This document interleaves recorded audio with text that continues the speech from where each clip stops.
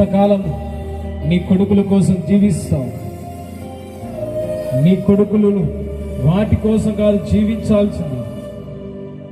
వాళ్ళు పెళ్ళయ్యగానే నీ దూరం వేస్తారు. నీలో ఆ యొక్క పని చేసుకున్నప్పుడు డబ్బు చేసినంత వరకే నిన్ను బాగు చూసుకునేది.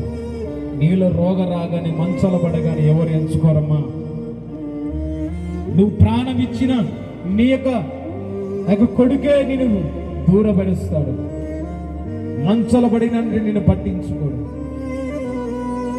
నువ్వు మంచాల పడినావంటే నిన్ను పట్టించుకోడు. ఒక రోగం ఉందంటే డాక్టర్ దగ్గర కూడా తీసుకువెళ్ళాడు. నువ్వు గుర్తెరుగు, దేవుడు ప్రతిదీ చూస్తూ ఉన్నాడు.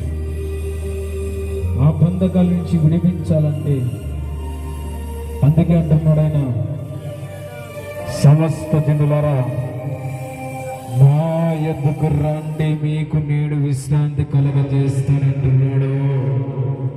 ఆయన విశ్రాంతి కలగజేస్తానంటున్నాడు. ఆ విశ్రాంతి దేవుని దగ్గర దొరికేది. ఆయనే నెమ్మది కలగజేసేది.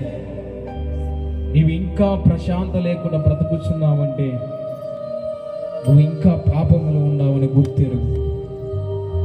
ఎప్పుడైతే నీ నెమ్మదిని నీ హృదయమును కలగబడుతుందో దేవుడు నీలో ఉన్నట్లు. నీకు అన్నీ ఉన్నాయి కానీ ఏదో ఒక లోటు కలగబడుతూ ఉన్నది. నీకు అన్నీ సమకూర్చబడాను కానీ నీ జీవితంలో నెమ్మది లేదు, శాంతి లేదు.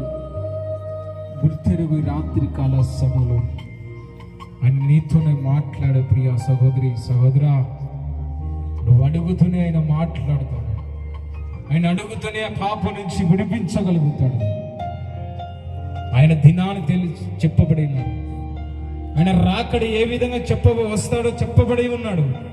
నోహబుతో ఏ విధంగా చెప్పబడి ఉన్నాడో, లోతుతో ఏ విధంగా హెచ్చరించి చెప్పబడి ఉన్నాడో, ఈ రాత్రి కాల సమయంలో కూడా నీ ఇల్లు చక్కబెట్టుకో, నీ జీవితాన్ని చక్కబెట్టుకో, నీ జీవితాన్ని అంతా చక్కబెట్టుకొని ఈ రాత్రి కాల సమయంలో పరిశుద్ధాత్మ దేవుడు కదలబడుతూ ఉన్నాడు.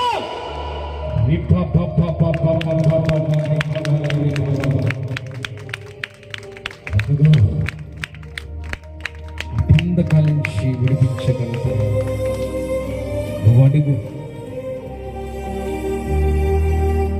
ఎన్ని బాధలు ఉన్నను